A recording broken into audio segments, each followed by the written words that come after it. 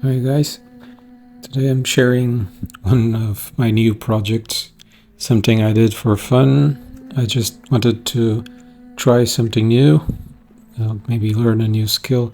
So I got this kit, PDR kit, paintless dent removal. In this case it's not paintless because the paint is actually a bit aged and it was kind of cracked in the dent, on the area of the dent. So this happens when you have an aged paint with some cracks, and if you want to attempt one of these procedures yourself one day, you can expect this to happen, which is to, when you're pulling the dent out, it actually pulls it, but it pulls the paint also, so keep that in mind.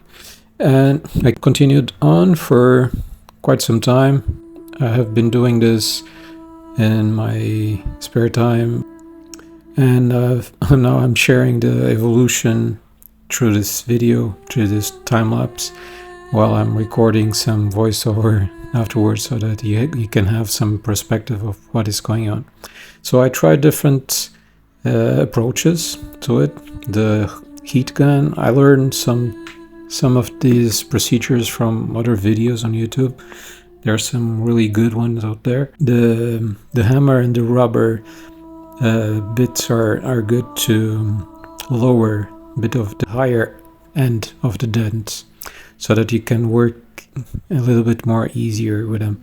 But when the dents are like this, close to the edge, and the edge is obviously extremely hard, it's more challenging to take them completely out.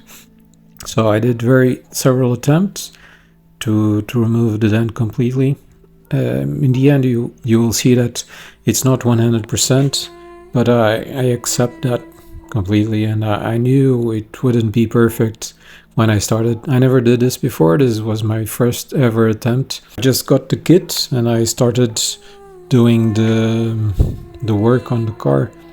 So since the dents were a bit deep, so I knew it could get a lot better. That was what my goal was. And I totally achieved that, so I'm super happy with the result that you'll see closer to the end. This is the procedure I did.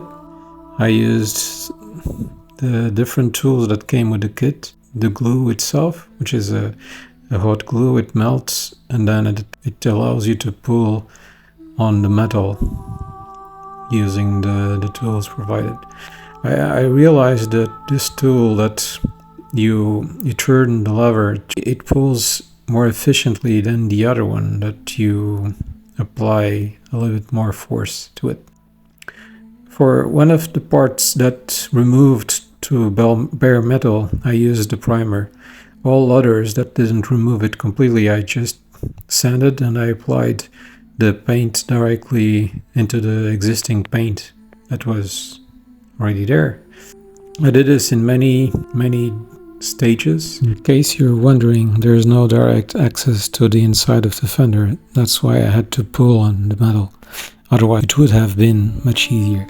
Here I'm applying the paint already. Very thin layers of paint. I got this kit for my specific car color, which is cosmic gray. Obviously it fades a bit. You can see here it has around 15 to 16 years, so I was not looking for perfect results. And as you can see here, there's a kind of a layer between the new paint that I applied and the old paint. This is because of the sanding. Reversible while polishing in the end.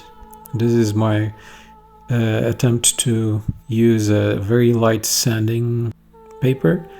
I believe it was 1500 or 2000 grit, something like that. I ended up finishing with 3000. Sometimes the wet sanding helps blend a little bit more than the dry sanding, but both of them work in different ways.